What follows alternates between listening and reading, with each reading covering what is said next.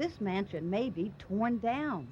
We thought that this house was going to be the ultimate dream house, and it became just an absolute nightmare. Some renters believe their apartments made them sick.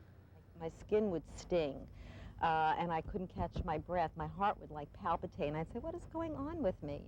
And the family that once lived in this home left with just the clothes on their backs. The life that my family had together is gone. Period. All are at the center of controversy over mold contamination. I hope this scares everybody out there. Dave Deptula is daddy to a baby boy, a teenager, and 2 little girls.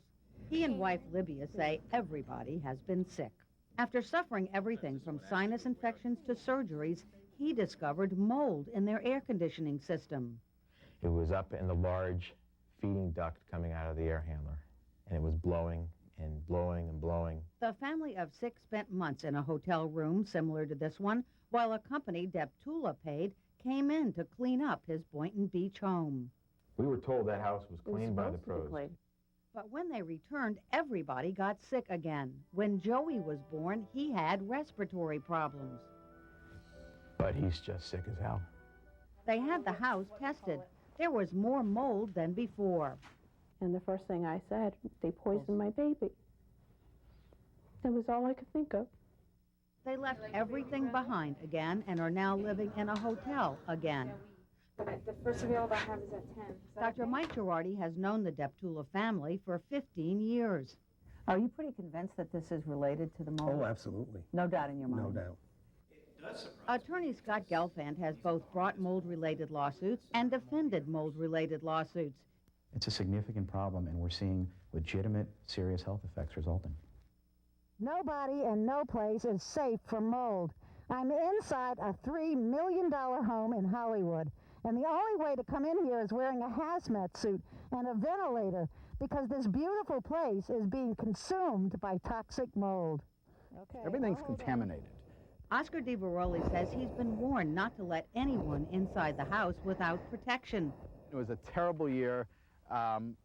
My cough was so hard and so strong, I was actually coughing up blood. He says he moved his family out after tests revealed an alphabet soup of potentially toxic molds growing in his home. We tested this cavity, the inside wall, it's packed with mold. He tracks the trouble to problems with the air conditioning system, which made the attic wet. You lift the insulation and you look under, the drywall is wet, soft, you could put your finger through it, and it's black with mold growth. I've never sued anyone in my entire life. But Oscar DiVeroli is suing in Broward. I didn't believe in litigation. Now Dave Deptula is suing in West Palm. And so are renters at the Harbor House South in Dade. I had sinus infections that drained into my lungs. At one point, I was coughing blood. A massive cleanup is underway after mold was found in nearly all of the apartments. While some dismiss the cases as media or lawyer-driven, mold victims say their physical suffering is very real. What would you say to the skeptics? I wouldn't wish this on my worst enemy. It will be up to the courts to decide who pays the final financial price when there's mold hidden in your home. Carmel Cafaro, 7 News.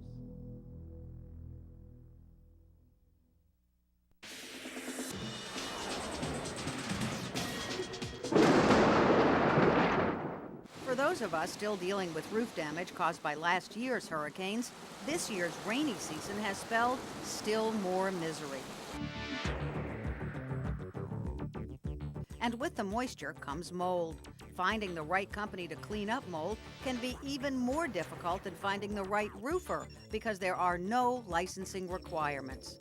You lose your house, you lose your possessions, and you lose your health. You can't get that back. Dave Deptula says he and his family were forced to abandon their Boynton Beach dream home after a mold remediation job went bad. Instead of clean air, Deptula says his family spent months breathing in air contaminated by toxic molds. As a result, he says all of them have been very sick for years. They didn't clean up the mold. They didn't resolve the problems with the sources of the mold.